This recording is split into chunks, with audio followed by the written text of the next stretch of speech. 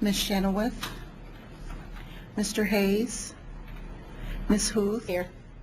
Ms. Pat, Present. Mr. Otto, Present. Mr. Whalen, Ms. Wyman. Here. Mayor Satterthwaite. Here. Thank you. The first item is additions to the agenda. Are there any additions to the agenda? None. Okay. And staff report. Mayor Satterthwaite, do you have a staff report? Oh, nothing from my side today, no. Did you have anything? No. Okay. Well, then we'll move right into the agenda. The first item is the minutes of the previous meeting. Is there a motion for approval? Move approval. Second. Motion by Ms. Wyman, second by Ms. Huth. Are there any corrections to the minutes?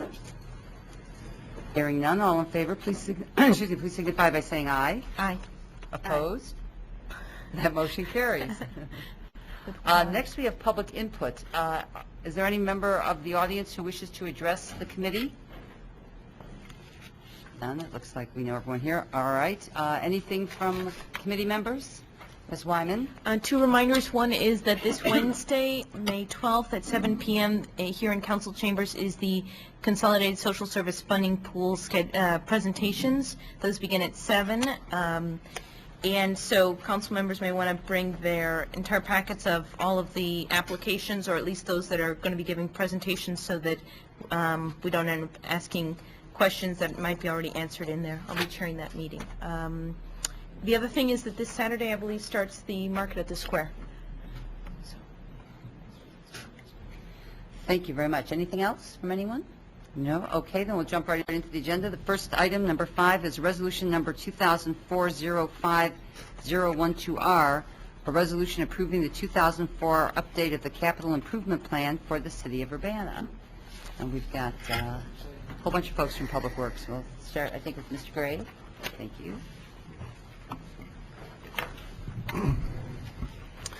With us this evening is Mr. Gail Jameson, Assistant City Engineer, and Mr. Doug Miller, who is our principal author for the capital improvement plan before you. And just a couple comments, very much similar format as we've used in previous years, and we've expanded a little bit in the figures that you have before us. If there might be any questions regarding those tonight or in the future, please let us know. This evening, we're not necessarily looking for a motion to move this resolution to council. There can be more time spent if need be for further digestion and understanding, and recognizing some members are not here this evening too. But I thought I'd ask Doug to go over at least the main points, main highlights for the coming fiscal year. I don't have a lot of comments, but I would like to mention a couple of things.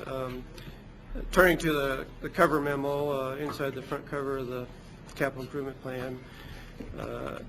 Excuse me, Mr. Miller, could you speak directly into the mic? I'm not sure it's getting picked up. Thank you. Let's see. The 10-year project list is on pages 1 through 20 of the capital improvement plan. Following that is the cash flow projections through the year FY14. Those are on pages 21 through 26. After that are the updated maps, figures, I think A through R. There is not a K that we publish right now. The cash flow projections have been revised a little bit. I retain FY02. We normally just retain one of the completed years before, but I added another year to retain just for a historical reference, so that we can see what our expenditures have been in the past, have a little bit more information. On page 2 of the memo, we have reviewed our cost estimates. We have increased some of those due to anticipated inflation, anticipated asphalt price increases given the cost of gas. As you all know, we anticipate some cost increases in that. There have been a few changes, cost increases for new ADA requirements for our sidewalk ramps. You've probably seen those in the downtown area and maybe on Vine Street and some of the brick sidewalks, that repairs that we've done east of the city building last fall. Have the truncated domes that are required at the end of the ramps, and also a color differential, which is required on the ADA Act. The 10-year project list, the first thing I want to mention is the major 2004 construction projects, and those are shown on page 27, which is the construction map. Some of the major projects we have upcoming this year are the resurfacing of Vine Street from University Avenue to California Avenue, and from Iowa Street extended to Florida Avenue, Cottage Grove Avenue from Main Street to south of Oregon, reconstruction of Goodwin Avenue from Dublin Street to University Avenue, construction of the Goodwin Avenue bike path, which is basically from Springfield Avenue up to Bradley Avenue, the intersection of University Avenue and Goodwin Avenue, which is actually U of I state project, reconstruction of Oakland Avenue from Cunningham Avenue to the east. We have a slurry seal micro paving program proposed on various streets, which are highlighted on the map. For your information, that program is probably going to start this week. If not this week, probably will be next week. We have various sanitary and storm sewer repairs as usual. Some of those are shown on the map. Some of the smaller repairs aren't shown. There's a lot of spot repairs that we do. Major brick sidewalk work is also shown on the map this year. That's a new item that's shown on the map. We had money budgeted last year, but it was not shown on the map, I don't believe.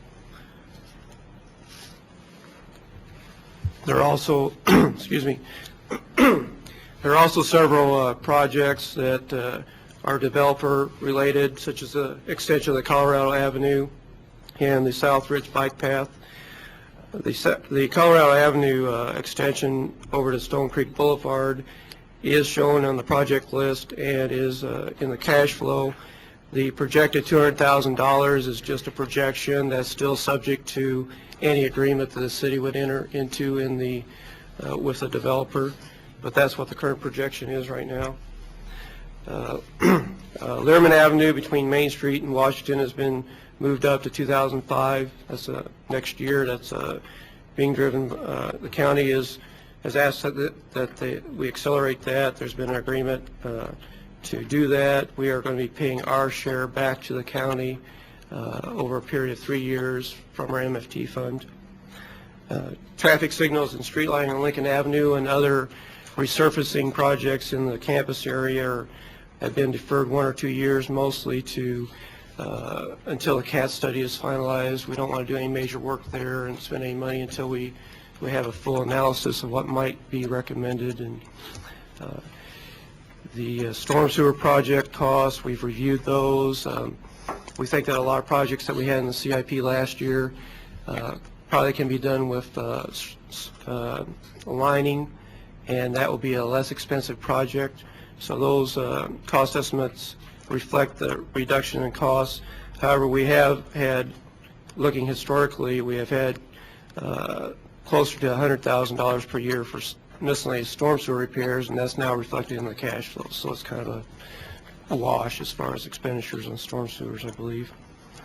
The brick sidewalk maintenance has been separated from the general pavement maintenance item in the cash flow.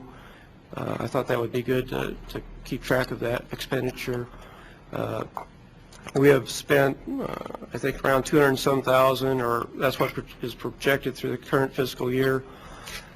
We are proposing 225,000 for next year to maintain our momentum that we've got started. The amount that we spent last year was actually basically catching up with what we had with our original plan of the $75,000 per year. I think we're about caught up or maybe a little bit behind on that. But this next year should catch us up. Plus, we do think that it's given the time that we spent both on staff and with the contractors, that it would be wise, if possible, to do a little bit larger project next year. Major concrete street repairs are also broken out on the project list and the cash flow now. On the sewer benefit tax, you'll notice that we've started projecting a $100,000 a year set aside for anticipated local being the city, share of additional sanitary sewer interceptors south of Windsor Road and also east of High Cross. That's approximately 1/3 of the cost that we're projecting for what we're calling phase 1 of interceptor extensions. I projected based on similar agreements that the City of Champaign and the Sanitary District entered into on interceptors to the southwest of Champaign recently. That really doesn't have any impact on our projected projects on sewer benefit tax at this time. We did drop a comprehensive sewer study that was projected in 2011, but as the Sanitary District has done their analysis, and we generally have been doing our analyses in-house for those sewers. There's a small amount of streetscape work projected in the next fiscal year. The current Phase 6 is being wrapped up. If you've been downtown, the mini park is, most of the sidewalk and brickwork is done, and the MTD plaza is done, and getting ready to put in a seat wall at the mini park and the shelters at the bus stop.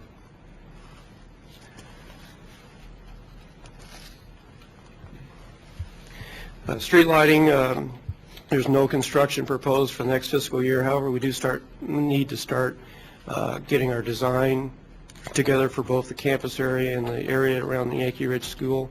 We did accelerate a lot of the street lighting that would have been done in this construction season into last year's construction season. We, I think, completed, there's around 170 high poles and I think a couple hundred low poles that were replaced, which is a very significant amount.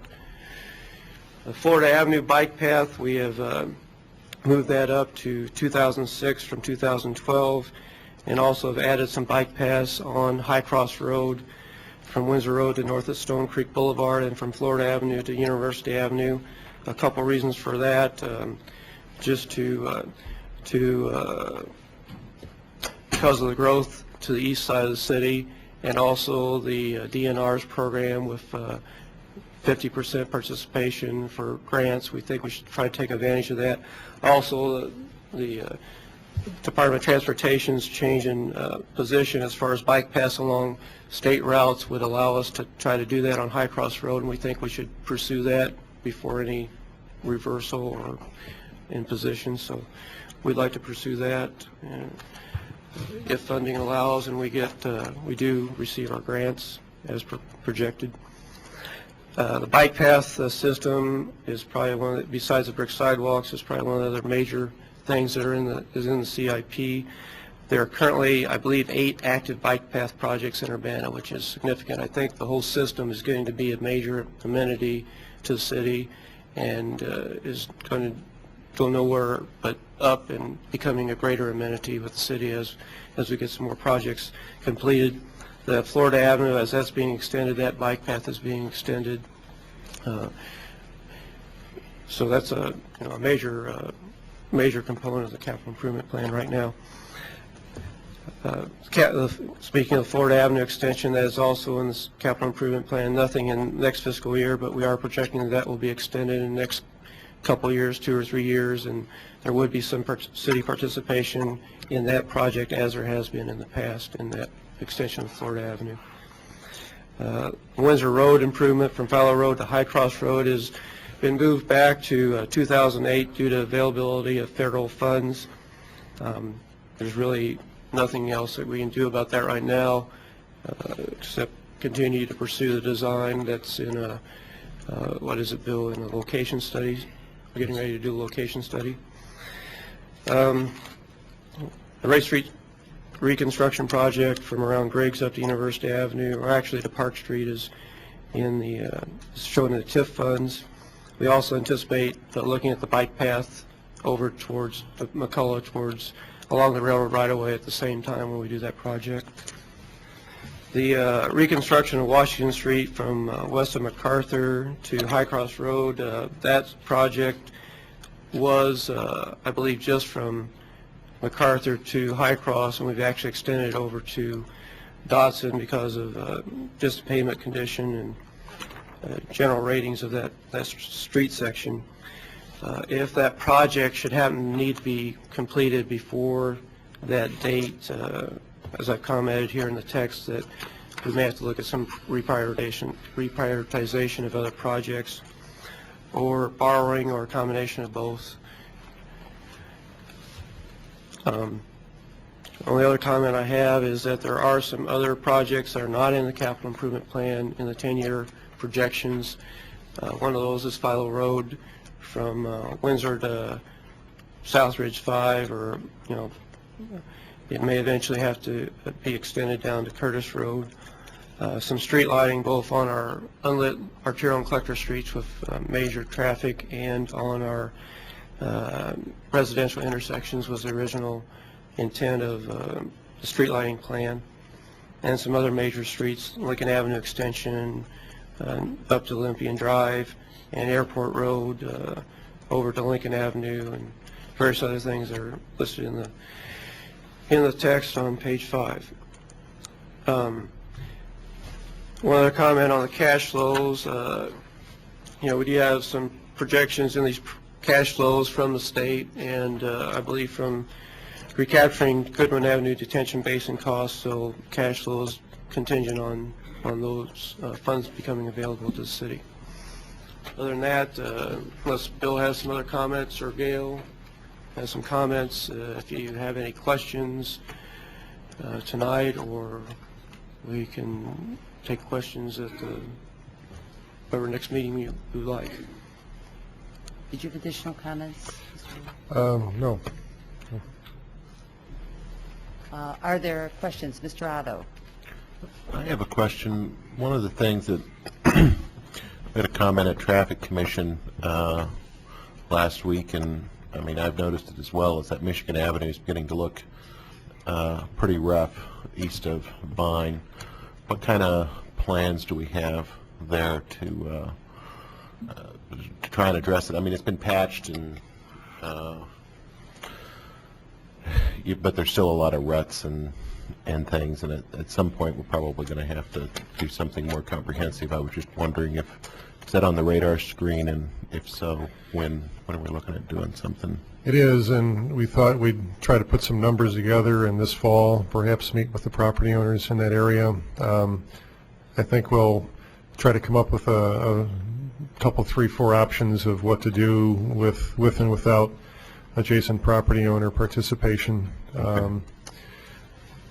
If there was no adjacent property owner participation, perhaps we could try to come up with something we did last summer in the southwest part of town. But at this point, we haven't really started working out any scenarios and numbers yet, but we thought we would make those contacts later this year. Sure. Okay. Thanks. Are there other questions? Okay.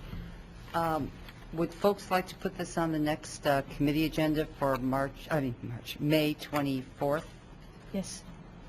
That, would you like to, I'm sorry, Mayor Sarahthwaite, did you want to say anything before we went on? I do have a couple of comments, Okay, great. I guess worthy of note, and that is the city may be in line for some projects under the opportunity returns that the governor hasn't specifically announced yet for East Central Illinois, and depending on, there's 3 or 4 projects that are being considered strongly, and if these projects would proceed, that would have an impact to some degree as to prioritization to some degree, because there is going to be a strong motivation to complete these projects within 2 years or so if that money does come our way. What kind of local match there would be is unknown. It may be close to 80 or 100% funding, but still the engineering, the actual plans, specs, surveying, public information gathering, etc., would have to be done. But that's kind of a wrinkle in this plan that it's hard to reflect at this time, because we don't know what projects may or may not be offered to Urbana. So I just want you to realize that that's a workload impact issue that hopefully it's good news, it means more work, but that's just something that may influence what happens here. And not that we really know, but when might we know something, do you think? The dates we hear keep on slipping, so we really don't know. Thank you. Ms. Wyman? Can you tell us then what projects those are that are on the list that might get funding? Yes. One of the projects would be some money for access analysis of the 130 and Interstate 74 Diamond Interchange, which would also go into preliminary engineering or design. And the second project would be Race Street, and this would be Race Street improvements from essentially Crystal Lake Park south to Griggs or thereabouts, and we'd be replacing the bridge and streetscaping, kind of finishing up streetscape on that Race Street corridor. We would certainly need west side property owner cooperation for right-of-way needs. We would need to add a left turn lane for the south leg. So that project would be a large, nice project to finish up that stretch of Race Street, North Race Street. Windsor Road would be one of the projects. I'm trying to think of the fourth one. Doug, do you recall which one that is? It escapes me at the moment, but I can certainly let you know. But Is any chance that's Curtis Road or any improvements with No. Curtis Road and the university? no. There would be Curtis Road west of US 45. That would be a Champaign County situation, though. But the Yeah. university hasn't made any, well, there were problems, issues with the university. Right, and those are ongoing discussions. But no, Curtis was not listed as an OR project. Windsor Road was between High Cross and Philo. Thank you. Anything else on this topic, folks? Is there a motion to send this resolution to committee on May 24th? Second? Motion by Mr. Whalen and second by Ms. Wyman. Discussion? Hearing none, all in favor, please signify by saying aye. Aye. Opposed? That motion carries, and we'll see this in 2 weeks. And Okay. thank you very much. The next item on the agenda is ordinance number 2004-05054, an ordinance amending Chapter 26 of the Urbana Code of Ordinances as amended, vehicles for hire. And first, we're going to hear from Delora Seabrook. Currently, taxi cab, limousine businesses, and drivers are issued a combined license from Urbana and Champaign that allows them to operate in both cities. The materials in your packet outline a proposal to revise the Vehicle for Hire ordinance. The draft provisions address a number of issues that have surfaced over the past 2 years. The revision will clarify the difference between operating a taxi cab business and a limousine business, list the types of vehicles exempt from city licensing, provide for the display of the driver's license in the vehicle and a driver's ID badge, define the zones for taxi cab businesses that charge by zones rather than by meter, establish the posting of the contract in limousines, require proof of vehicle registration at the beginning of each calendar year, define driver conduct and appearance, require drivers to remain in their vehicles while parked in the taxi cab stand, prohibit occupancy of the vehicle by anyone other than a passenger, and provide for driver training, require that the business owner declare at the time of registration whether they will operate as a taxi cab or a limousine business, and set the size of lettering required for the business name and other lettering on the vehicle. A major issue addressed in the revision is improving the cleanliness and mechanical condition of vehicles. Although the current ordinance provides for inspections to be conducted as deemed necessary, standards were never established as a guide to scheduling inspections. Based on information from other cities and MTD, a more detailed inspection of the vehicle and a vehicle inspection schedule based on the age and the mileage of the vehicle is recommended. The proposal includes a restructure of taxi license fees. The revision establishes a business license, a separate fee for vehicle registration, and a fee for vehicle inspection. The restructure does not represent an increase in revenue. The draft also provides for a general reordering and renumbering of most of the sections of the current Vehicle for Hire Code. Urbana and Champaign held 2 public input meetings with taxi cab and limousine business owners and drivers to address their complaints and concerns. Generally, business owners and drivers were in support of the proposed changes. And that's a summary of the changes. Okay. Are there any questions for Ms. Siebert? None. Okay, we have a member of the public who wishes to address the committee. If I understand correctly, you want to address the committee. Rita Ewing, 104 West Oregon, who is partly in support and partly in opposition. Ms. Ewing, if you just want to come up and have a seat here by the microphone.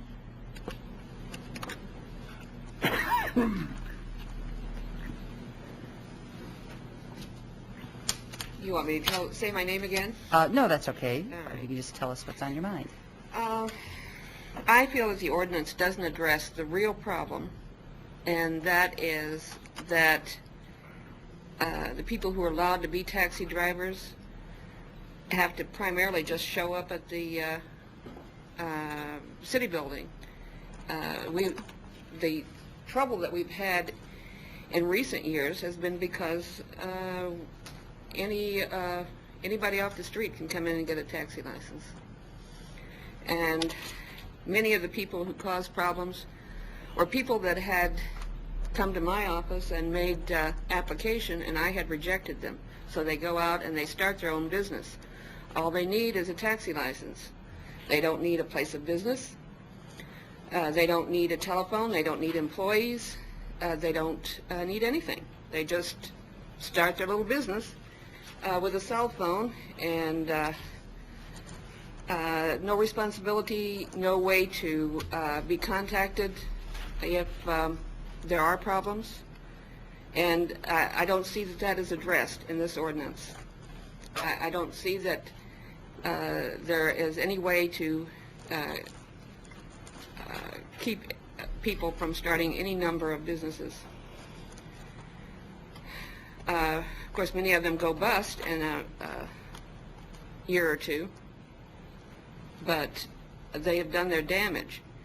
And they've done their damage by making you people put forth a restrictive ordinance which is really going to make it difficult for us to do business. Yellow Checker Cab has about 16 cabs. Every year we come over and we get registered at the rate of $100 and some. That's about $1,600. We go get our insurance at the rate of about $4,000 a vehicle, and we try to conduct ourselves in a responsible manner. We provide health insurance. We provide constant supervision. We're open 24 hours a day. But I tell you, I am considering turning my company into a bus company and letting you people deal with what's left, because I simply cannot have my cabs inspected 4 times a year. If we run cabs up until they're 300,000 miles, and we do this by replacing the front ends, by replacing the whatever goes wrong with them.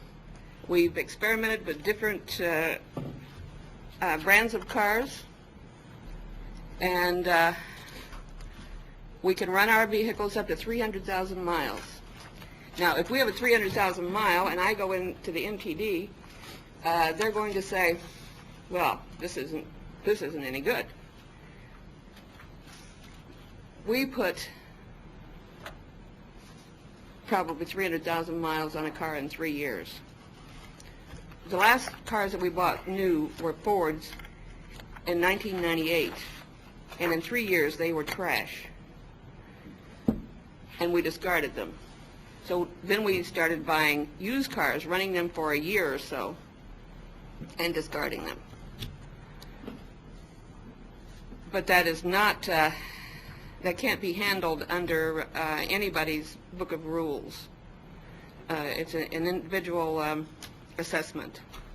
So I'm telling you that if you inspect my cabs 4 times a year at a crack of $100 a piece, we're not going to do it. We're not going to run cabs, and you won't have a cab service. Anybody want to comment? Thank you. Are there any questions for Ms. Ewing? Thank you very much.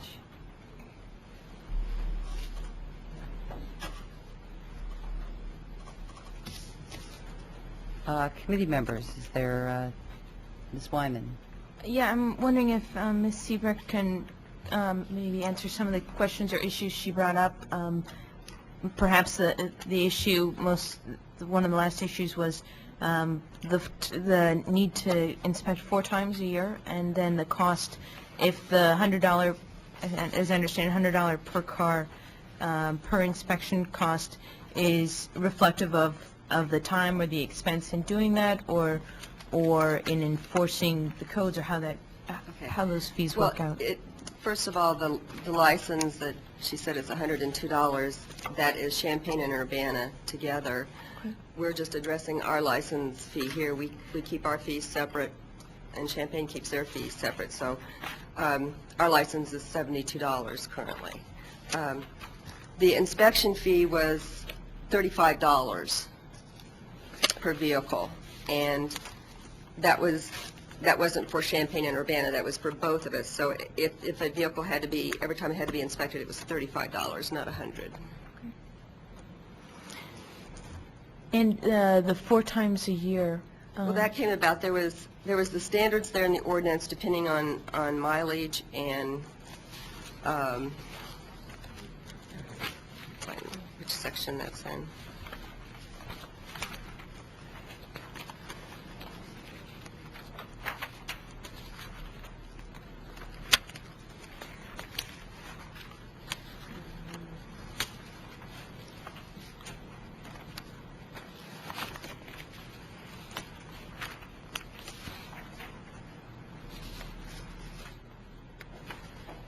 Section 2693. 2693. It's on page 13 in our packet, the bottom of the page. Okay. I think they had, this was pretty common in other cities, that you got 1 inspection per year for vehicles that were less than 3 years old and under 75,000 miles. And then 1 inspection, it would be twice a year for vehicles 3 to 5 years old with 75,000 to 125,000 miles. And then 1 inspection every 4 months for anything over 5 years or 125,000 miles. So if a vehicle is over 125,000 miles, it would have to be inspected every 4 years. And that would be a cost of $140, then at $35 per inspection. And that's consistent with other communities? Danville was one we looked at, and the MTD did look at some of other cities for us. We did ask the MTD to help us establish some standards because we weren't really familiar with that. And the MTD inspects all their own vehicles, their public transportation.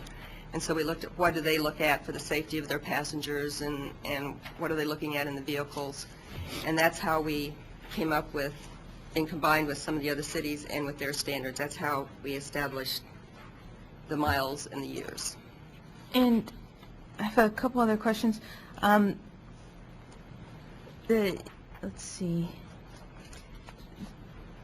If the taxi comes to get their inspection here in Urbana, is it someone from legal who does the inspection, or how does that work? Currently you apply for the license at our office. It's a combined license, and so Champaign and us share the duties. We process the application and generate the licensing, and then the person takes the vehicles over to Champaign Public Works Garage, and the inspection is done by their mechanics at their garage. Okay. And you said that I think this memo said that some of the complaints were about the taxi cabs, kind of the treatment or gestures and of some of the drivers. If people have complaints, do they file those complaints with your office or about the taxi cab service at all? Well, they file within the city that the complaint happened. Okay. So a lot of the complaints happen at Illinois Terminal because that is our busiest area for taxi cabs with the trains and the buses there. So Champaign has had the bulk of complaints filed. But we've had a few honking horns things, and then campus area does generate some others, because taxis do pick up a lot of after-hours bar drinkers. They arrange for taxi cab rides, and so there's been some problems there also. Thank you. Are there other questions? Mayor Satterthwaite. Did, on the frequency of inspections, did the industry representatives suggest something other than what you've got in here? Did they make a proposal? No. This was the suggestion that they came up with. They didn't give us any other list of... But this was promoted by Champaign and Urbana staff working with the MTD. Correct. And then you presented it to the owners and operators of the taxi cabs, but they didn't, and did they express concerns in your meetings, or? Their concern is with MTD performing the inspections. So is that going to change? Well, that's going to, I don't think we would do that, because they were very vocal on that. I think they feel it's kind of a conflict of interest, in that some of the taxi companies view MTD as a competitor with them, and so they felt if they would perform the inspections, maybe they would find more things wrong than someone else would. We hadn't really realized that that's how they felt, and we thought, well, they're doing safety inspections all the time, so that was why we initially thought MTD could maybe do those. But now I think it would probably be more like we would contract with a garage, one of the local garages, whether it would be Sullivan or Warden Martin, or we could still look at performing them in-house too. That's an option also. So do we have, you mentioned that the inspections currently are $35 per inspection. Do we expect that to change at all? Well, currently the inspection fee is incorporated into the $102. Oh, I see. Okay. That's Champaign's fee, our fee, and Champaign does the inspection. So For the $72 is for the license for both Champaign and Urbana and one inspection? no, it's $102 for both Champaign and Urbana and one inspection. Okay, so then that would cover all these vehicles that are less than 3 years old that had under 75,000 miles, and then if they require additional inspections, that would be $35 each. Correct. And then, and right now, Champaign Public Works does all those inspections, Correct. And it's a very... but they don't want to do them anymore, is that right? Well, no, it's just... We had thought, that MTD could do a better job than the garage, but it's a minimal inspection currently. They press on the brake pedal, does it work, and look at the tires and honk the horn and check to see the lights are working. But we were looking for something, due to some of the complaints that we had received, checking the exhaust, a little more checking on the body. Is the bumper really safely attached and there to prevent help in an accident? That was some of the things that we were looking at in having a more detailed inspection. So, but we don't know exactly who's going to be doing that, if Champaign Public Works will continue doing that or if it'll be contracted out. And so if it's $35 now, we don't really know if that $35 is going to increase in the future then, is that right?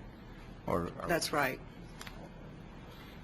it's a more comprehensive inspection, then the price may go up, and particularly if it's contracted out, then it might go a little higher than that, but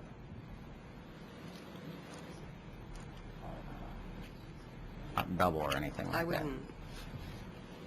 Hard to say. I would say, it could increase in a few years, as everything does. But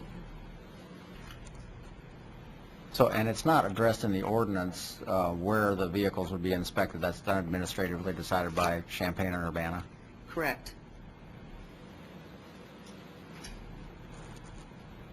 Anything else, Mayor? Now I'm a little confused on these costs. You had said a few minutes ago that a license was $72 a year. Mhm. But is that the license for the company, or is that a per vehicle license? Well, that's our license. It's almost like you're getting a separate license for each vehicle a business license and a vehicle license for each one. We don't separately license the business. It's $72 for every vehicle that you have. Okay. And Then so then what is the $102 per vehicle? that is with Champagne's license fee added on. Their license is $30. I see. So it would be $100 licensing for both, to be in both Champaign and Urbana, $102, and then the inspections are $35 per vehicle, Right. right? And what's the distinction between whether Champaign or Urbana does, or do Champaign and Urbana do the inspections together? They do we just kind of split the duties when we did the combined licensing, and so we process, and they just do the inspections. Okay. But these fees that you see here are our fees, and Champaign is establishing their own fees, and they would have their own business license fee and their own vehicle registration fee. The other fees that you see there are administrative, like if there's a duplicate license, then we take care of that. Champaign doesn't have a fee. And the vehicle inspection fee is a combined fee also, the $35 to be licensed in both cities. Aren't all taxi cabs licensed in both cities, or no? Yes. Yeah, they are, okay. Yes. So it seems that, we talk a lot about doing things the same as Champaign, and some things I say, why should we? But this seems to be something where both cities should have the same license, or not the same licensees, but the inspection, one inspection would count for both cities. It will. Yeah, so the inspection fee would be the same For both regardless, cities, right? yes. And the requirement of how often a vehicle needs to be inspected, that would also be the same for both cities? Yes. Okay. But they have not yet changed their ordinance in Champaign? No, they're going, I think it goes tomorrow night Oh, as a memo to they're getting the same information. how many taxi companies are there in Champaign-Urbana? About 20. 20, okay. Do you know about how many total vehicles there are in those 20 companies? It's close to 60. 60? Okay, thank you. Are there other questions, Mr. Whalen? Are all the companies given the same inspection? Yes. How do you tell when they need an inspection? Well, currently, they're inspected at the time their license is issued every year. They come in and get their license July 1st for the new fiscal year, and at that time, they have their inspection. And we don't do any other inspections. I mean, our ordinance does say that we could do them, but we just haven't had anything established to criteria to say go ahead and do another one. So they just get the one a year. Suppose some of these fly-by-night supposed so-called companies were to start after the licensing period began and then withdraw before the licensing period next have a license? Yes, they always have. Anytime they come in within the fiscal year, they have to go through the same process. That's if they come in. Well, we usually, our taxi companies are very good at policing themselves on businesses operating without licenses. They have to display a plate on the vehicle that's a Champaign-Urbana taxi license plate. So they're real good about advising both cities if someone is operating without a license, and then we take the appropriate steps to see that they are licensed. It's called a medallion, isn't it? It's called what? It's called a medallion. In some bigger cities, I think it is called a medallion, but Does that follow the cab or the driver? it follows the cab. The license is with the cab and the business owner. So if the person sells the cab, If they sell the cab to another business, they're selling a medallion too? no, they are not selling the medallion then. I guess the plate stays with the business. They can, if they have 5 cabs and they get 5 plates, and they sell 2 of those vehicles, they keep their plate to go on newer vehicles if that's what they're doing, and whoever bought their vehicles, if they license them, they have to purchase licenses for those vehicles. The medallion does not follow the No. owner. Doesn't follow the owner. It stays with the owner. It doesn't follow the vehicle.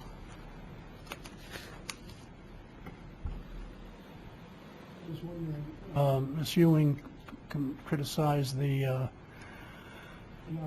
and the competition in the city. I'm wondering how they make it difficult for an established firm like theirs to operate legitimately. I mean, is there sub-legitimate processes you people might use to operate without our knowledge? I really don't think so. I mean, we do try and track them. We keep track of ads in newspapers. We watch for anything that might indicate somebody is operating a business. And the companies themselves are very watchful of someone else trying to operate, going to the Illinois terminal or picking up somewhere. If they see a vehicle that doesn't have the plate or medallion on it, they contact us right away. So you counted on snitches. I'm just kidding. Okay, thank you. Any other questions? Oh, is there? Ms. Ewing wants to speak again. I know this is just a committee and we're going to council, but there's no one else in the audience. Is there any objection to hearing from Ms. Ewing again? No. Okay. Thank you, Ms. Seabrook.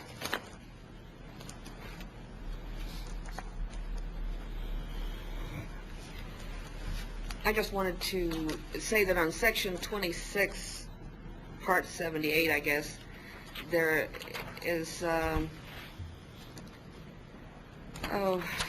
talks about nobody imitating color or design or whatever. I would like you to insert name into that, because I had to find a lawyer and to sue somebody who started operating a company called Checker. He decided that he wanted a well-established name, so he started operating Checker Cab. And the fact that I owned the Checker name didn't make any difference to him, and Jack Waller would not keep him from doing it because he said the ordinance doesn't say name. So could you insert name into that part of the ordinance? Thank you, Ms. Ewing. Committee members, is there a motion? Ms. Wyman? I move to send this to council with a recommendation for approval and a request that staff amend section 26-78 false representation currently located on page 10 to include the name as suggested by Ms. Ewing. Second. Motion by Ms. Wyman, second by Mr. Whalen. Is there discussion? Hearing none, and this is to send to council. All in favor, please signify by saying aye. Aye. Opposed? That motion carries, and we'll see this on the 17th. The next item on the agenda is ordinance number 2004-05052, an ordinance approving and authorizing the execution of an Urbana Home Consortium Community Housing Development Organization Developer Agreement, Homestead Affordable Home Ownership Program for fiscal year 2003-2004. And we're going to hear from Bob Gruey. Thank you. Yes, this evening we have Homestead's Chodo Agreement. A little background on the matter. You might recall we amended 2 annual action plans in January of '04, which basically reprogrammed funding pledged to Homestead Corporation for rental development, and we turned, or rather changed the programming activity into home ownership. This agreement then provides the terms for that opportunity. The agreement is very similar to the proposal that Homestead provided prior to that amendment process in November of '03. The agreement is similar to the Eads at Lincoln agreement that you might recall. It also provides some of the language that was suggested by HUD's consultant, ICF Consultants, and in that case it takes on many of the characteristics of the recent Urban League lease purchase program. In fact, to the extent that Jim Rose called my attention to one or two carryover typos where the agreement references lease purchase. So we'll fix those 3 or 4 citations in the agreement and clean that up. I did want to take time to just mention one thing about the project that I find interesting. When Homestead did the Eads at Lincoln project, they were held to the parameters of the covenants in that neighborhood. The homes had to be X square footage, they had to have 2-car garages, they had to have a certain design to fit into that neighborhood. The 3 homes that the Homestead will pursue under this agreement don't have those restrictions, so Homestead will be able to sharpen their pencil, maybe be a little bit more creative in terms of design and how we get to increasing affordability for these units. Jim's also indicated he hopes to apply for Federal Home Loan Bank funding. That'll also help the home buyer with subsidy and create a more affordable situation for these units. I'll stop there. Jim Rose is here if anyone has questions for us. Okay, thank you. Any questions for Mr. Brewery or for Mr. Rose? Okay, is there a motion? I move to send this to council with a recommendation for approval. Second. A motion by Ms. Wyman, second by Mr. Otto. Is there discussion? Ms. Huth? Can you please call the roll? Okay. Any other discussion? Okay, then will the clerk please call the roll? Ms. Huth, Abstain due to a potential conflict of interest with my position. Ms. Pat, Yes. Mr. Otto, Yes. Mr. Whalen, Yes. Ms. Wyman. Yes. And that motion carries with 4 ayes and 1 abstention. We'll see this on the agenda, City Council next week, May 17th. The next item is Resolution Number 2004-05013R, a resolution of support of the 2004 Champaign County Greenways and Trails Program. Thank you. If you recall, a couple months ago, you were provided some highlights of the draft Greenways and Trails County Plan. Recently, it has been adopted by the Regional Planning Commission. The Champaign County Greenways and Trails Plan is a very comprehensive countywide document that was coordinated by RPC, or the Regional Planning Commission. The steering committees and members for this project, there were 14 member agencies, City of Urbana being one, City of Champaign, Village of Mahomet, to name a few, the University of Illinois, the Forest Preserve. These agencies met on a regular basis to guide this process through its 2-year process to come up with this plan.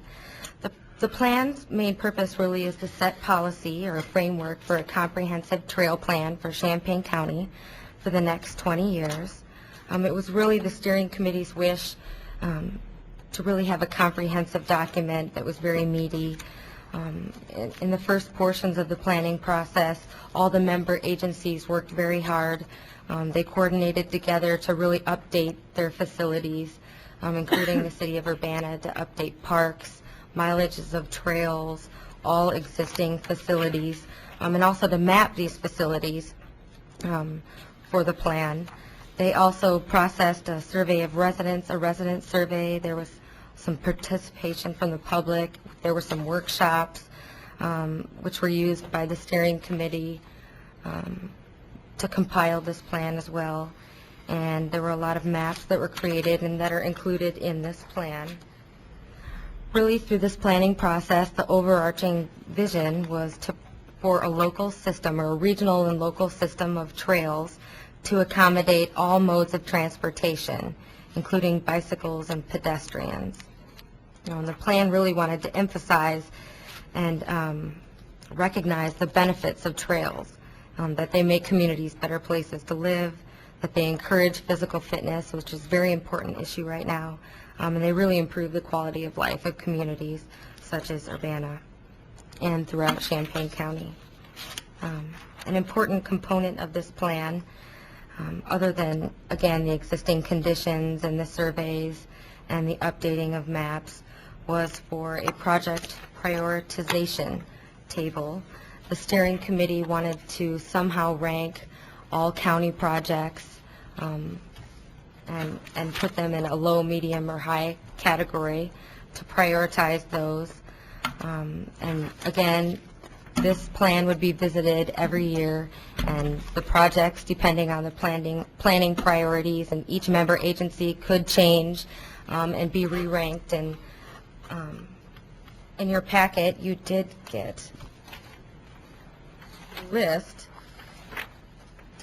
of the prioritized projects, and the city of Urbana really just did really well on this list with high priorities and medium priorities. And I think it was timely that we had steering committee membership with the Greenways and Trails plan, and then updating the CIP, and also we're updating our comprehensive plan. So we're very organized and comprehensive when looking at the city of Urbana connections that we needed to make.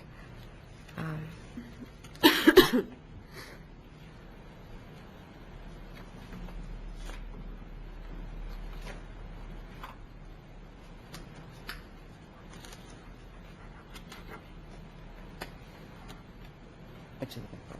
Oh, I was just going to look for, or identify the planned projects in the CIP, but I must have misplaced that for now. But at any rate, this is very important for our update of the comprehensive plan. We have included, the planning staff has included all the existing trails and greenways on our future land use maps that are being reviewed by our comprehensive plan steering committee and by the public. And it was a great exercise for us to identify any links and make sure that we also get that in our updated plan for the updated comprehensive plan. And I'll take any questions about this plan. Okay, questions, Ms. Wyman? Does our support of this, through our vote in favor of the resolution, then give the potential for more state or federal or even local funding for these projects? Or I guess what's the correlation? I believe so, yes, definitely, that we would get essentially more points. If we had a trail, we could point to our comprehensive plan, we could say this trail was mentioned in this plan, and then we could identify the links and the priority list, and yes, definitely it would be a benefit. Okay. And then when the various entities or government bodies who support this resolution, is there then the potential to work with them for funding, like, well, there's the BC Woods Boardwalk it's in the Urbana Park District, but I don't know if the Regional Planning Commission can give extra funds since it's a high priority to help fund that, or? They could possibly, I don't know, Doug, if you want to help me out with with the details of the funding. I also attended many of the meetings of when this plan was developed.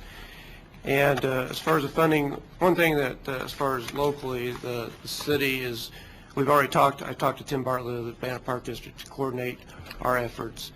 And as far as additional money, I think most of you are looking at either DNR, Illinois Department of Natural Resources funding, which, as Michaela said, gives us additional points if it's part of a regional plan. The same thing would be true if any federal transportation enhancement acts. That's a similar requirement for funding for those, which would be, the DNR is a 50-50 generally. The federal projects have been approximately 80%. For instance, the Goodwin Avenue Bike Path, we have a T21 grant, which is about 80% for construction. It's 50% for right-of-way, and it might be 50% on engineering. But I think that's where your additional funding might be. There might be some other things for planning and some other grants from other agencies. I don't know if the county RPC is going to be looking at any additional money, putting anything into construction, but I know that the county is a strong supporter of the plan and coordinating it with all the agencies in the county. So, in essence, our support of this resolution could help bring more money to fund these greenways and trails. Is that right? That's correct. Definitely. Definitely. Are there any other questions? Move approval. Second? Motion by Mr. Otto, second by Ms. Wyman, to send this to council with a recommendation for approval. Is there discussion on the motion? Hearing none, all in favor, please signify by saying aye. Aye. Opposed? That motion carries, and we'll see that next week on the 17th. The next item is ordinance number 2004-05055, an ordinance annexing certain territory to the city of Urbana, 509 George Huff Baker Drive, Leslie Crowley and Martin Strajek. Thank you. Staff is requesting that you consider this annexation petition that was submitted by Leslie Crowley and Martin Strajak. There's no annexation agreement associated with this property. These property owners live at this residence and want to enjoy City of Urbana services, and they petitioned Community Services Department. Staff is recommending that you, Committee of the Whole, forward the attached ordinance to City Council's regular meeting. Thank you. Any questions? Is there a motion? I move to send this to council with a recommendation for approval. Second. Motion by Ms. Wyman, second by Mr. Whalen. Discussion? Hearing none, all in favor, please signify by saying aye. Aye. Opposed? That motion carries. Thank you. And now we're on the last item of the agenda, resolution number 2004-03026, an ordinance amending the Code of Ordinances regarding maximum fines and pay-by-mail minimum fines. We had sent this from committee to council, but we're back here at committee with this again, and there was one point that was in the memo from Mr. Holtz that I think he wanted to address as far as what we did not address at committee 2 weeks ago. Mr. Holtz, do you want to talk about that? Yes, one moment, please. Sure. Yeah, it's just that at the, I think it's actually been considered at a couple of meetings now, and I haven't really seen whether or not the council has addressed the proposal and the ordinance to raise the maximum fines. Current fine maximum is $500. State statute allows that fine maximum to be raised by to $750. Court decisions also allow municipalities to that are home ruled to raise the maximum fine above $750. The proposal in the ordinance that originally came to you was to raise it to the statutory cap of $750. And I think it was just unclear from the minutes and unclear from the vote of the council whether that was being accepted or rejected. So it's in the draft of the ordinance that's in your packets today. That draft also reflects the changes that as nearly as I could tell were the ones that were made at the last meeting. Was an attempt based on the draft minutes at the time to revise the ordinance in accordance with the number of changes that were made on the floor here pursuant to vote by the committee. So that's what's tendered to you here today. Thank you. Are there any questions for Mr. Holtz about that? Okay. I had communicated to some of you, I had a suggestion. I don't want to jump ahead of others since I'm chairing, but I was going to suggest that we try to consolidate these fines to not have so many different levels of fine. I don't know, do folks want to discuss something else first, or should I just go ahead with that? Either way. Okay.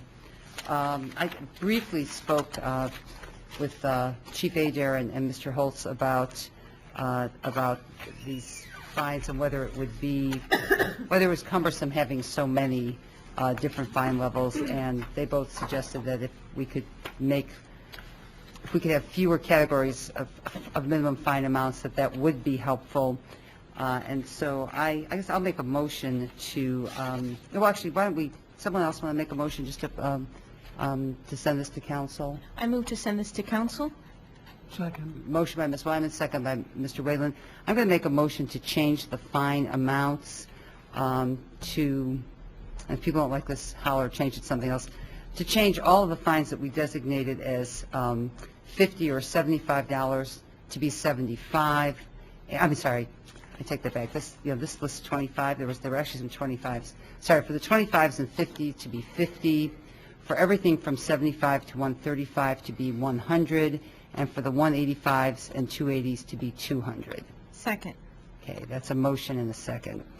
And there's no magic to it. I just picked round numbers of 50, 100, and 200.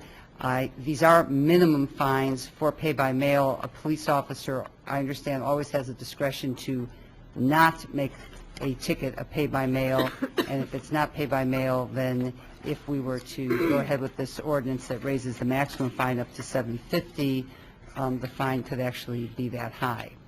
So that's my thinking on this, just to try to simplify it, and it still retains what seems to be has been the greatest interest of committee members, council members, to have small fines for things that folks thought were small offenses, and higher fines for the things that folks thought were really egregious, and something in the middle. Discussion? Mr. Whalen. I would like to amend that to suggest that we make the fine for minors drinking to be $185. Okay, the motion to, let's see, you want to make that, yeah, sure, motion to amend the motion to make that 185. Is there a second? I'll second for purposes of discussion. Okay, motion by Mr. Whalen and second by Mr. Otto to raise it to 185. Discussion, Mr. Whalen. I would suggest this, that the reason I would go counter to what I have heard the council express in the past debate is that the police I've talked with some of the policemen, and they have expressed their concern that this fine of $75 is laughable, and the kids laugh at it, and they don't take it seriously. And of course, I think Champaign went too far with their $280, but I think a substantial fine would bring it to their attention. The minors would then either they or their parents would have to shell out the money, and it would be a noticeable or a notable thing to them, and it would certainly, I think, impede their public drinking, and that's why I suggest that. And that I appreciate your motion too. I think it was a good one, but I would suggest this change. Okay. Is there further discussion on the motion? Ms. Wyman. Just want to clarify, as your motion would have it, the fine for underage drinking is at 100 now, is that right? And so Mr. Williams would add so Mr. Williams would change it from 100 to 185? Yes. Okay, thank you. Is there further discussion? Well, I'll add, excuse me. Procedurally, where is Mr. Whalen's motion? Mr. Whalen's motion is a motion to amend the motion to amend. And right now, I think everyone knows where we're at, so I think that's the easiest thing to just keep it that way. Well, I support that. Well, there are two concepts that I support. One is simplifying the number of fines so that they're, a level where there are 3 levels of fines makes sense. I also support Mr. Whalen's concept of raising the minors consuming alcohol to a higher level, although I don't know that creating a new level specifically for that would be the right way to go. So if you're settling on fines of, 50, 100, and 200? Mm-hmm. That was what the motion was, yeah. Then, it seems to be that 185 would be, you might want to propose it go up to 200 instead of 185, just to keep from having a 4th level of fines. So I support that concept, but I would suggest keeping it within 3 fine levels rather than adding a 4th. Well, sure, Mr. Whalen. Thank you. It makes good sense, Your Honor. And however, I'm of some sympathy with the debate that has taken place, in that we don't want to make this too severe, and that seems to be a concern. We've all, I think, had our share of partying in college and high school. Well, but in any case, I think to clutter it is a good point. Perhaps the $100 fine level is not adequate. Maybe it might be better if we said 50, 135, and 200. And I would therefore change my motion, earlier motion, instead of 185, say 135, as the, across the board in that range of, Okay, then would you like to withdraw your motion about underage drinking? yes. Okay. Yes. And is that all right with the seconder? Sure. Okay, so that So- motion's off. Okay. And now you are moving to amend the I'll motion move to amend. to change the fine levels to 50, 135, and And 200? Yes. Okay. Thank you for the assistance. I'll second that for purposes of discussion. Okay, motion by Mr. Whalen, second by Mr. Otto. And is there discussion on that motion? Mayor Satterthwaite? Yeah, that's something I think is an improvement. I was noticing particularly a couple of them, and we talked about, some of the criminal type offenses, where we had, theft, destroying property, disorderly conduct, all were at 135, and with $50, $100, 200 proposal, those would, be reduced from what we had suggested earlier, from 135 to 100. And I think really for some of those, $100 is, seems like it might not be an effective level to deter the particular action that we're trying to control.